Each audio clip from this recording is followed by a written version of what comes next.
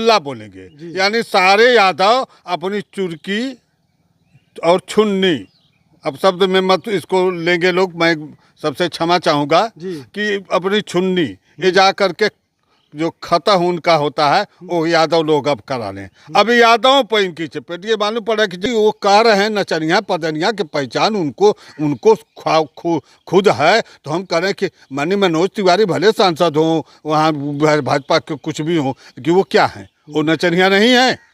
नचनिया वहाँ जो है ये पवन सिंह नहीं है जो अपनी बीवी को छोड़ दिया। जो अपनी बीवी का नहीं हुआ वो किसका होगा?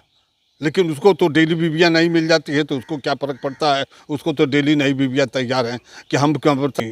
निरहुआ जी जो हैं ये यादमुल्ला बोले हैं, इनको शर्म नहीं आई, ये शर्म घोर के पी गए कि सारे यादवों को यादमुल्ला बोलेंगे, यानी सारे यादव अपनी चुरकी और छुन्नी, अब शब्द में मत इसको लेंगे लोग, मैं सबसे क्षमा चाहूँगा कि अपनी छुन्नी ये जा करके जो खता उनका होता है वो यादव लोग अब करा लें। अब यादवों पर इनकी चपेट, ये मालूम पड़ा कि जैसे यादव नहीं है, ये और किसी जात के हैं। ये अपनी सकूनत को बता रहे हैं, यादव को यादमुल्ला नहीं कर रहे हैं, ये अपने आप को करें कि मैं यादव नहीं हूँ। तो इनको यह शब्द कहने में शर्म आनी चाहिए। अरे खेसारी लाल ने यही ने कहा कि मंदिर भी जरूरी है, मस्जिद भी जरूरी है और नौजवानों की नौकरी भी जरूरी है, रोजगार जरूरी है। तो रोजगार के संबंध में अगर खेसारी लाल ने कह दिया तो बहुत बड़ा गुनाह तो किए नहीं। रोजगार मेरे जवान आज निश्चित रूप से आए दिन देख रहे हैं कि आत्महत्याएं नौकरी के लिए कर रहे हैं। माँ बाप ने उनको पढ़ा लिखा दिया, नौकरी दिला दिया, और तो वो जो है नौकरी जब नहीं पा रहे हैं तो जा कर के आत्महत्याएं कर रहे हैं।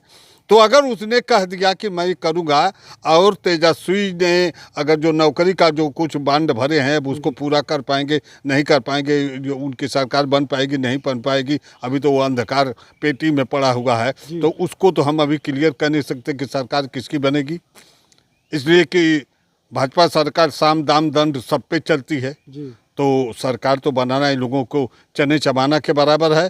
लेकिन बीजेपी सरकार की जो क्रियाकलाप है, इस समय जो नौजवान आत्महत्याएं कर रहे हैं, नौकरी के लिए रोजगार के लिए जो मर रहे हैं, तो इसमें निश्चित से कहीं न कहीं से भाजपा सरकार की छवि धूमिल हो रही है। रह गई बात कि ये राजनीति और रोजगार कौन करेगा? सरदार वल्लभ भाई पटेल जैसे लोग करिए, चंद्रशेखर आज़ाद किए, जो देश की आज़ादी के लिए लोगों ने अपने प्राणों की आहुति दी। उन आहुति पर ये देश मेरा आज़ाद हुआ, ये अंग्रेजों का गुलाम था। लेकिन आज की राजनीति में नचनिया पदनिया और गुंडा डफाली, ये जो लुटेरा, ये हो रहे हैं नेता। कैसे देश का कल्याण होगा? देख रहे हैं कि देश के कल्याण में कि आज प्रलय चल रहा है, प्रलय हो रहा है। कहते हैं लोग हम लोग आधुनिक, आधुनिक कौन कायम किया? आपको पता है ये जो मोबाइल लेकर के चल रहे हैं, ये मोबाइल लेके जो आज यूट्यूब चैनल से चल रहे हैं, इसका जो है कौन इसका आविष्कार किया है? इसका आविष्कार करने वाले राजीव गांधी थे, कांग्रेस की सरकार थी। इसका आविष्कार, जितनी ये नई चीजें देख रहे हैं, ये आविष्कार कांग्रेस ने किया। लेकिन भाजपा अपनी पगड़ी बांध करके घूम रही है। भाजपा का आविष्कार है कि नौजवानों को नौकरी नहीं मिलेगी। बिहार के डिप्टी सीएम सम्राट चौधरी जी बोल रहे हैं कि आरजेडी वाले को नेता कोई नहीं मिला तो इन्होंने नचनिया पदनिया उतार दिए। बताइए, उनकी टीम में रवि किशन जी हैं। अरे मैं कह रहा हूँ कि वो कह रहे हैं नचनिया पदनिया की पहचान उनको खुद है, तो हम कह रहे हैं कि माननीय मनोज तिवारी भले सांसद हों, वहाँ भाजपा के कुछ भी हों, कि वो क्या हैं, वो नचनिया नहीं है। नचनिया वहाँ जो है ये पवन सिंह नहीं है जो अपनी बीवी को छोड़ दिया। जो अपनी बीवी का नहीं हुआ वो किसका होगा? लेकिन उसको तो डेली बीवियाँ नहीं मिल जाती है तो उसको क्या फ़र्क पड़ता है? उसको तो डेली नई बीवियाँ तैयार हैं कि हम क्यों साथ। ये जो कुछ ऐसे लोग हैं वो कहेंगे कि हम बहुत बड़े के यहाँ अगर एक रात बिता के आएंगे तो हमारा नाम हो जाएगा कि मैं फला के यहाँ गए। ये तो चल रहा है, तो इसमें कोई टिप्पणी नहीं मैं कर सकता। लेकिन ये किसी को कर रहे हैं। नचनिया पदनिया निरहुआ नहीं है, नचनिया पदनिया नहीं है।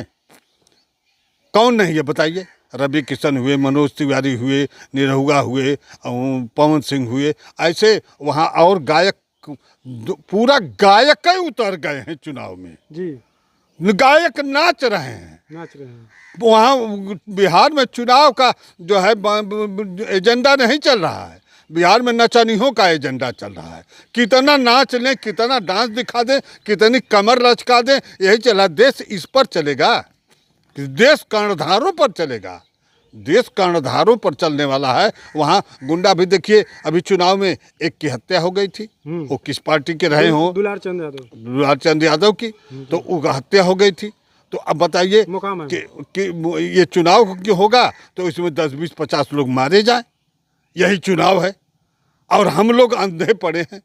हमारे जो जागरूक किसान भाई हैं, जो हमारे जागरूक रह रहे हैं, उनकी हालत उनसे पूछें कि जा कर के चुनाव के दौरान हत्याएं हो रही हैं।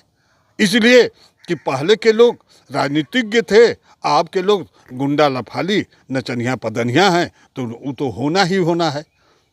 अगर चुनाव में हकीकत माना जाए तो अगर राजनीति के आदमी रहेगा, कुछ राजनीतिक लोग खानदानी हैं, कुछ खानदानी राजनीति करते हैं, तो उनके राजनीति का उनको ज्ञान होता है। जैसे IPS IAS के लड़के पढ़ते हैं, पढ़ाते हैं, तो IPS IAS बनते हैं। जो हमारे जो लोग हैं, जैसा अपने बच्चों को सीख देते हैं, उस पहल पे जाते हैं। ये नहीं कि उन्हीं के बच्चे बनते हैं, बच्चे किसान भाई के बनते हैं, लेकिन वैसी उनको शिक्षा दीक्षा देना पड़ता है।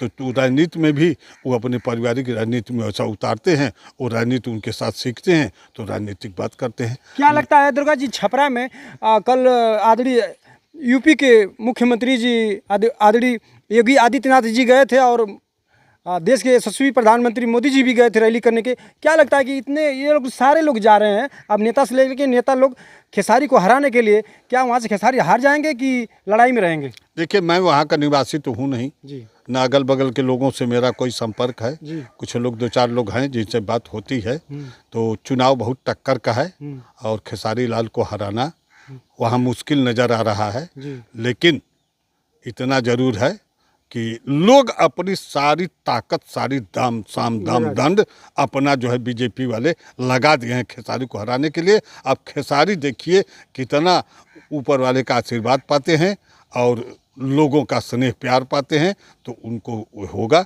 लेकिन खेसारी लाल यादव को हराना नामुमकिन लग रहा है।